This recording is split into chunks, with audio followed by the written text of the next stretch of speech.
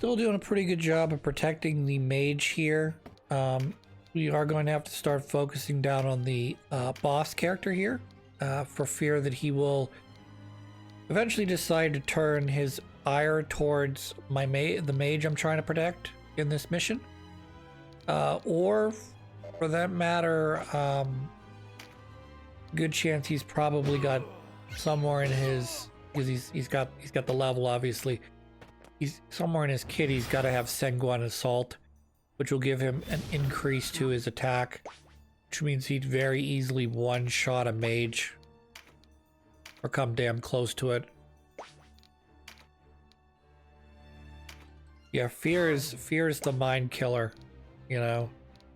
In particular, it's a big buff for defensive-minded units.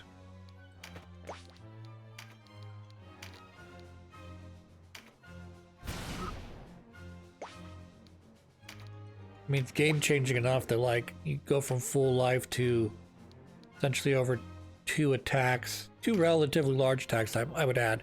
But you've gone, you know, you've drained almost 600 health between 2 attacks. Ding. I will destroy you.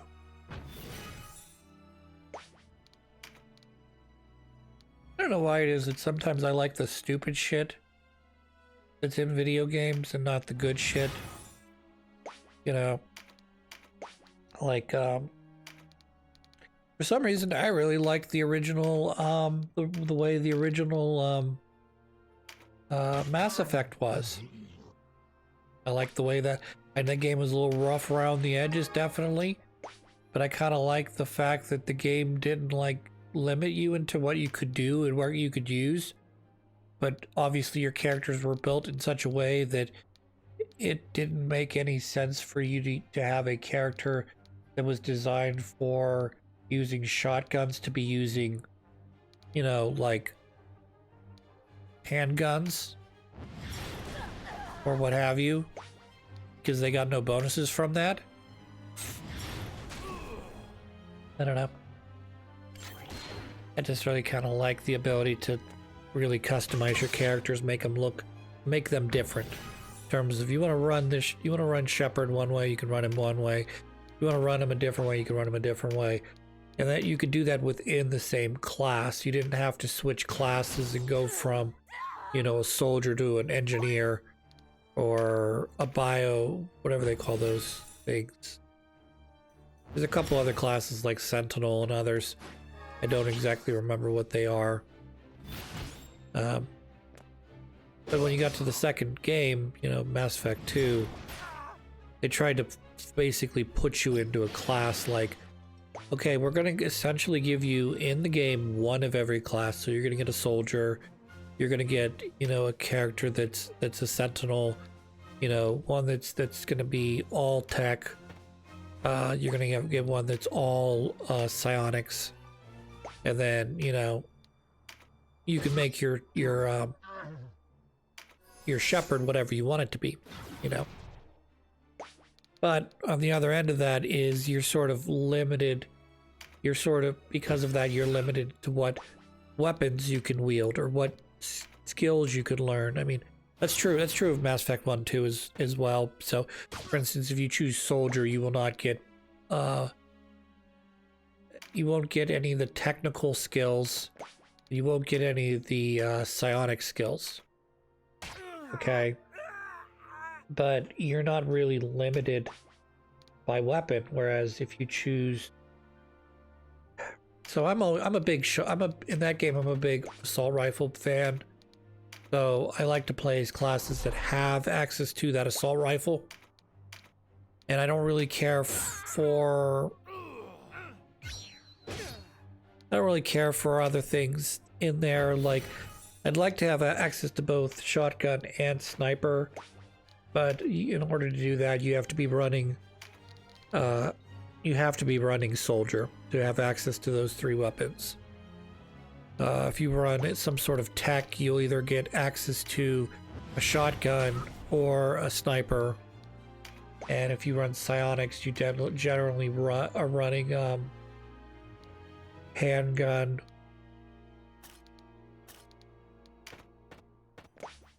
I think just handgun, to be honest. Might be a shotgun user in there somewhere, I don't remember.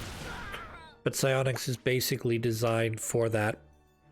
You know, it's sort of the magic version of that game.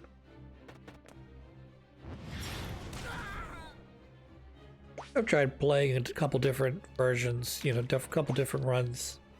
And by runs, I mean like I've played Shepard as a soldier in one, and a biotic in one, and then I did tech in two, and something else that's sort of in between two of the classes as well. And then I think for 3, I just went back to some variation of soldier, because I wanted access again to both to long range and short range weapons. Some things are just super fucking dangerous short range. Dead. Reldray won't be best pleased. I'm sure that person will not be pleased. Either because that's your boss, or that's your friend or wife or whatever. Spoils. Circulates. Dead Shock 2. Open right and fruit. The way of something. Don't exactly know what that was, but that's okay. Level cap. Everybody's a level cap. Joshua finally learns the finishing move. Hooray.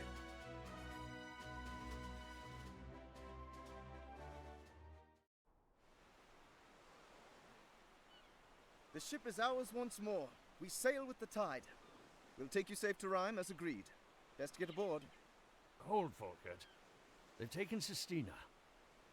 What? I thought her safely away. The others are safe. Her alone they took and scurried back to their den. Surely we must rescue her ere we return to Bode. Of course, and we shall. But first we must take them to Rhyme. Foolishness. You'd as well kill Sistina yourself. They honored their promise. I owe them no less. I thought Sistina dear to you. Perhaps I was mistaken. Before you can tell these two people are of different alignment. I'll not break a sacred vow. Stubborn mule. If you'll not help, perhaps I can appeal to their better The knight nature. is very lawful, so he's already promised to do X. So he's not going to go back on his word. No concern of Whereas yours, Brian to be is sure. some sort of neutral chaotic. Help if we are to rescue her. So he's like, we got to do what's best for us. Surely there are many others you might call upon. Why do you not do so? By the time our pleas reach them, it would already be too late. So the way they have this phrased is if you can choose to either go And have we not kept our word? to the fortress with them And your ship is and yours save once more. Sistina, Sir Fulkard or you can has go a word, directly to your now falls to him destination. to fulfill his part of the bargain. But that will mean that You'll you're be safe likely once at sea. killing The Sistina. Warster cannot give chase. An attack on the pirates now will delay your arrival in Rhyme by a scant few days. Enough, Bayan. I don't think it really changes the storyline much either way. Other than you Yours won't is be the able to final recruit word. Sistina. And I'm pretty sure these two also disappear from your team.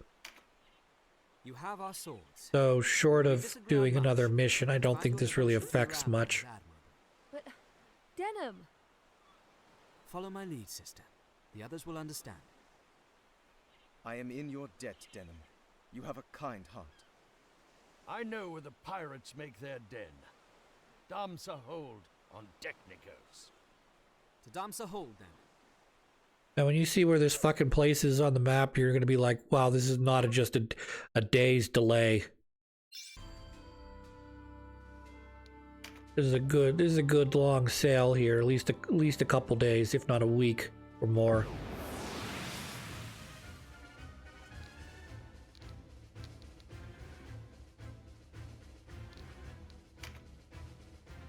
Store HP, obtain a buff card, pretty easy. Do battle with us. So we still have to keep our guest units alive. You're the ones who killed Daza, aren't you? He may not have been much of a man, but he was my man. We've come for Sistina. Return her to us and I guarantee your safety. A likely tale.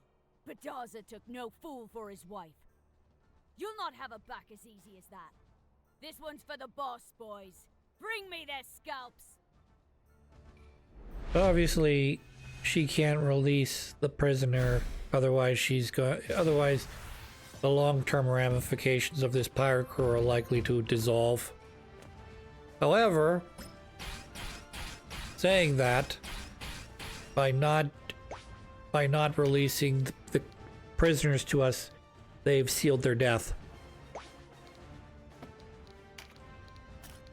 They're not really given much good options either in terms of, you know, to give up the prisoners, we get to take them, walk away, but the crew will mutiny. We fight them, they die, well, they've given up their lives. So it's really a no-win situation for the leaders of the pirate crew. However, one thing you could do is give us an option to ransom them off. So that you say, well, I'll give you their freedom for some ungodly amount of money. And at least at that point, you can save face and not have to worry about mutinying because you're paying them for the release of captives. At least gives you like a third option if you're the pirates. Not that necessarily we would pay that, but, you know, it depends on how much they're asking for, you know. And then, of course, how much do you think they can get for the sale of said captive girl?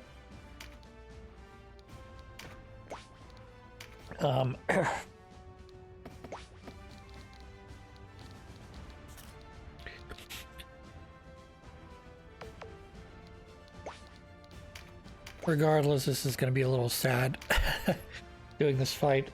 There's a lot of fights. I kind of enjoy that about this game. There's a lot of fights where you fight the guy, and it's like, oh no, my brother, your death will go unavenged. It's like, yeah, because you happen to fight me, the protagonist of the game. And so, yeah, even though you're out to get revenge for what happened, either in a prior battle or, you know, a place like Balma Musa, or in this case, you know, you murdered her pirate husband. But again, you stand on opposite sides of a battle. It doesn't necessarily mean those people are evil. It's just that you're aiming for two different goals, one of which, you know, you could say their goals are definitely more evil than mine, but I don't know. Well, that is yet to be seen. You know, obviously, if Denham dies now, he dies sort of as like a mixture of a framed villain that Wallisters can rally behind. They could pin all the misdoings on him. But to those who know him, they know he's a misjudged hero just trying to do what's best. You know, however you want to look at it. It's as the old pirates saying, dead man tells no tales. So yeah.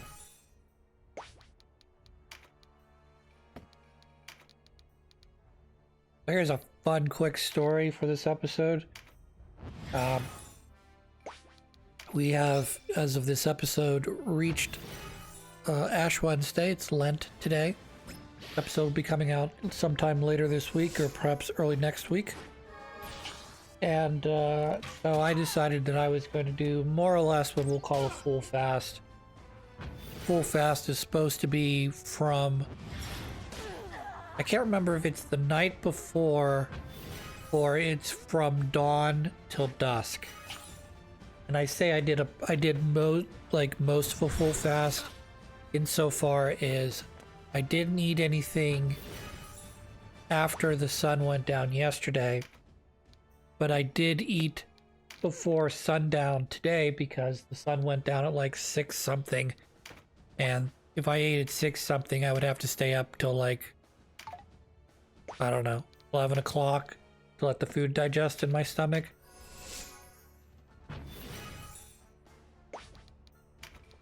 So I did a good job in terms of fasting today, which is the only day, it's one of 2 days I fast the whole year, religiously speaking. And that is Ash Wednesday and Good Friday. Ash Wednesday is always the harder of the two for me because unlike Good Friday, which I'll have off as a day off for Easter, give us a 3-day weekend, I do not have Ash Wednesday off for obvious reasons. It's just some Wednesday to any other business. So that being said, that means I have to go to work, keep my mouth shut, okay, more or less.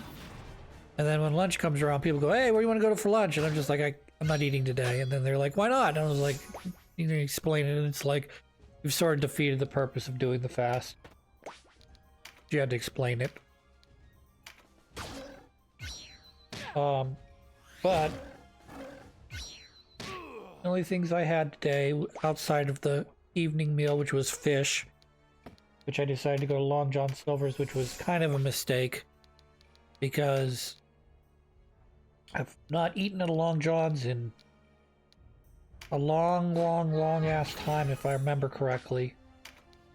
And ordered 2 pieces of fish and 6 pieces of shrimp.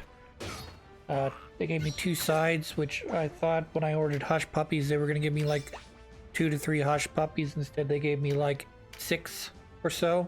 There's a lot of hush puppies, I think.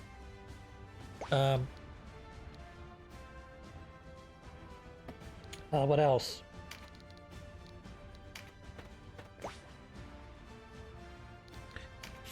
Pieces of fish were obviously gigantic. I mean, they were big pieces of fish, so 2 pieces of fish would have been enough for dinner for me.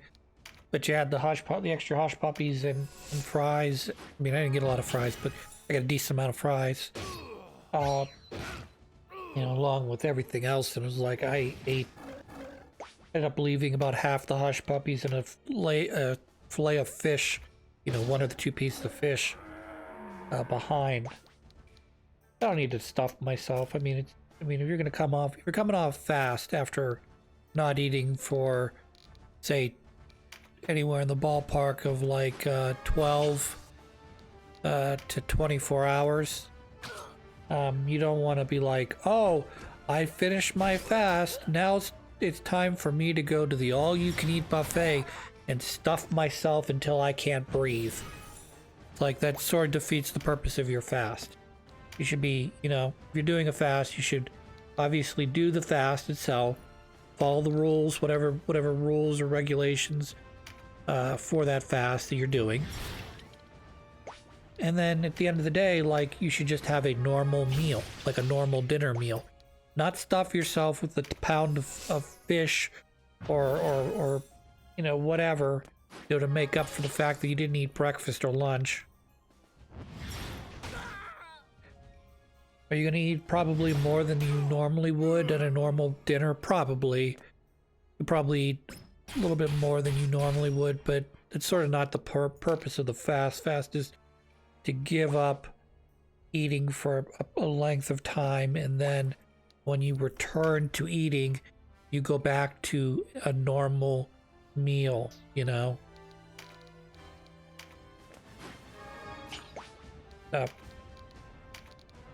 That's my thoughts anyways. One big side effect of all that, though, that I kind of knew was going to happen, but didn't realize it was going to be as bad as it is I have a caffeine withdrawal headache because I did not have any coffee or caffeine today up until this evening when I ate the fish and drank the Pepsi Cola that came with it.